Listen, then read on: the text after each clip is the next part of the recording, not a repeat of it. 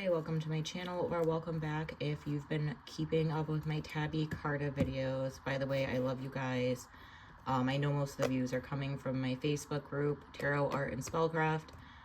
I really appreciate all the love, you guys. I didn't think anyone was gonna watch like any of these, and I was okay with it. Like I can't edit, my videos are kind of bad, but I still love documenting this stuff. And I'm really into the TABI CARTA awards. If anyone else is, please be my friend. Because I swear to God, I really do not know anyone else that's into it. I'm not reviewing every deck because that would get very expensive. I am buying these decks myself.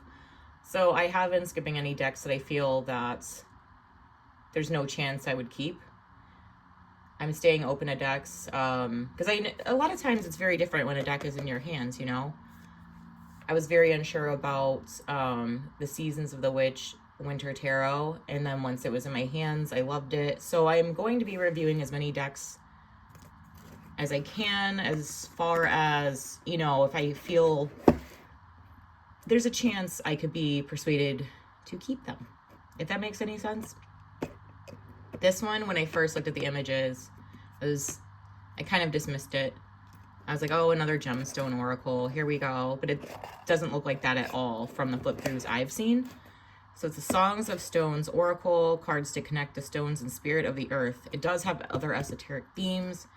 It is created by Katie Jane Wright, illustrated by Nikki Strange. Her website's really cool, by the way.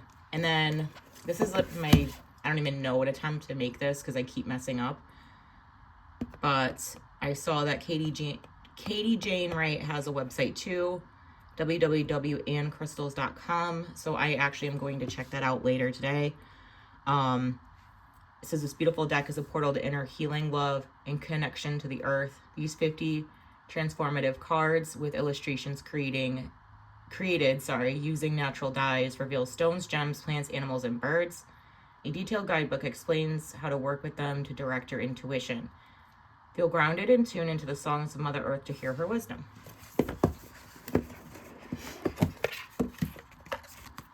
It's a 2-piece box. When you open it up, I don't know how to say this, so I'm not going to attempt it. Mother Earth cradles its children and all else around it.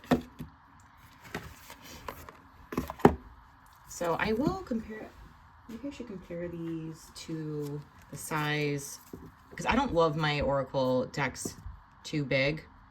This is another thing I really liked about this, is it was closer to a standard tarot card size.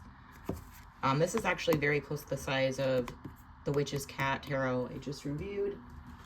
I kind of am curious about putting them next to each other. They actually seem like they might be the same exact size. Yeah, would you look at that? And this wasn't bad. And I'm pretty picky about card size, but I gave this a shot. I've been trying to get out of my comfort zone. I'm like, okay, it's not that far off, and it's not bad at all. Oops, I had to put this back. Oh, the guidebook. Yeah, let's start there. We have about the author. We do have an introduction. Gives you your elements, chakras. Now, one thing that's new to me is the color rays.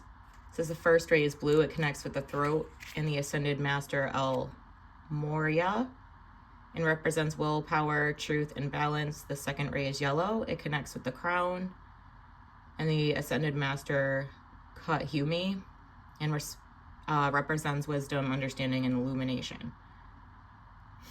The third ray is pink, the ray of divine love. It connects with the heart and the Ascended Master. Oops, I think I just skipped a page. Yep. Paul the Venetian, and it holds energies of love and beauty. The fourth is white. It connects with the root and Ascended Master Serapis Bay. I'm so sorry if I'm jacking these names up. It represents purity, joy, and resurrection. Then there's green for the third eye and Master Hilarion. It represents science, wisdom, and the healing arts. And the sixth is purple, connected to the solar plexus and Lady Master Nada. Represents service and peace. The seventh ray is violet. It connects with the sacral chakra and Master Saint Germain. It represents freedom and compassion. Then it tells you a little about the maiden, mother, and crone.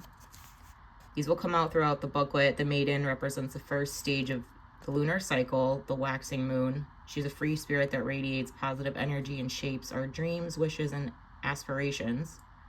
The mother is the second stage of the lunar cycle, the full moon. She holds wisdom and balance, is full of confidence, and it offers empowerment through the power of reflection. Crone is the third stage of the lunar cycle, the waning moon. She teaches how to accept all facets of light, bringing peace and inner calm, which gives us the ability to understand and control our emotions. There's gateway cards. And I read through this a little before when I tried to first film this. This kind of reminds me of like how the major arcana is in tarot, in a sense.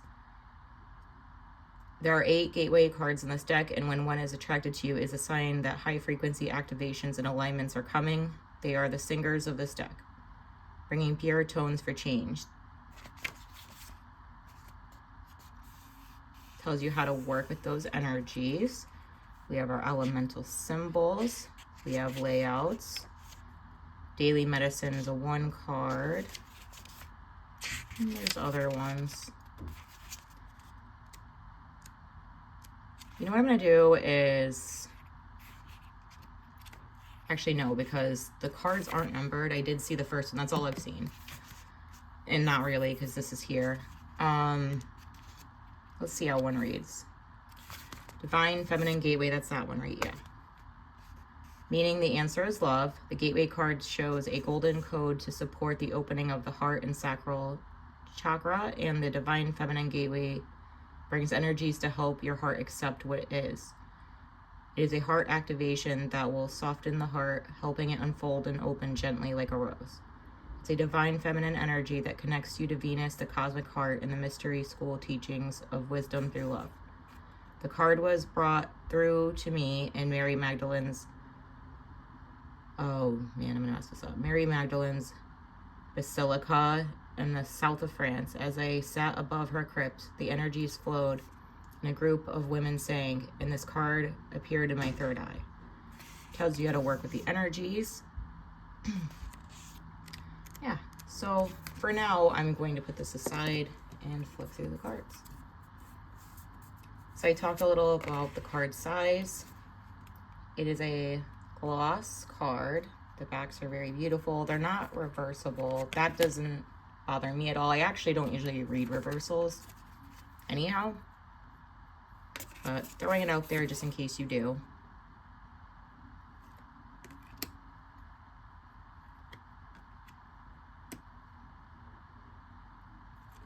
Okay, so we have all of our gateways in the front here.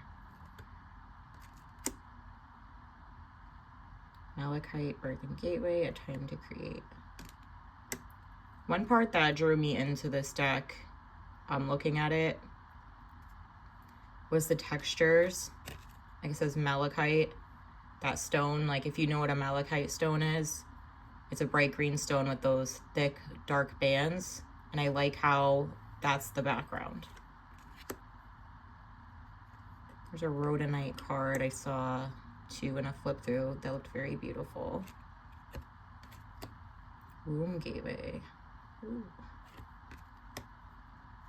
All right, so we have our elements here. Stillness is required for deeper healing.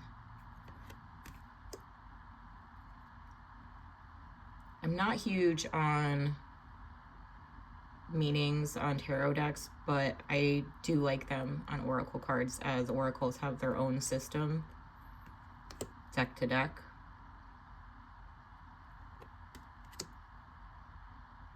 This is one that stood out to me too. Ask for help. I don't know, it's just a powerful message. I really love this one. I'm glad I'm like connecting with it as much as I thought I would. Sometimes I think I'm going to, and then once the deck is in my hand, I'm like, I don't know, just don't feel it. But I do with this one. Sacred Rage. Ooh. That's powerful.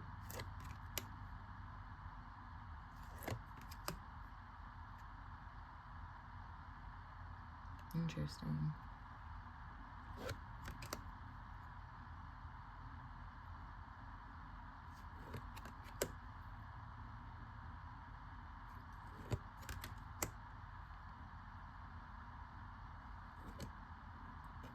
Just thought to myself, I want more desert, what's it called again? Desert rose selenite. I used to have some.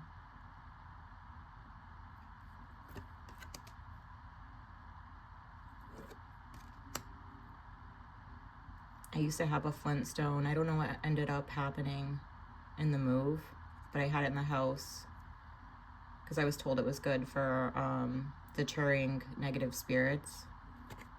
And then the meaning on this is detach and release.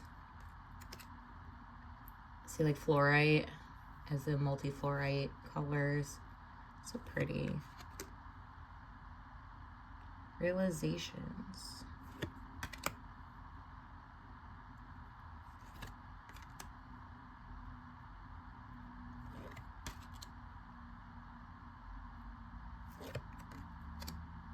I could actually see myself using this with a tarot deck.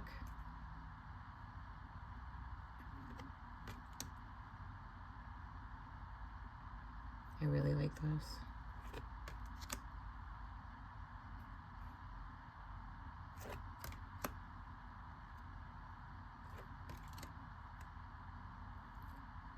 Here's the one that I remembered. I just love the way the artist depicts like the texture, all the colors, the gemstones, ruby and scorpion, unwavering love and devotion. It's really cool.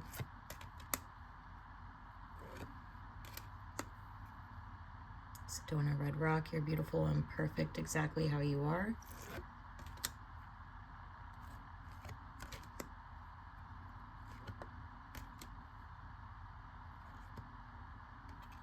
Sun Jaguar.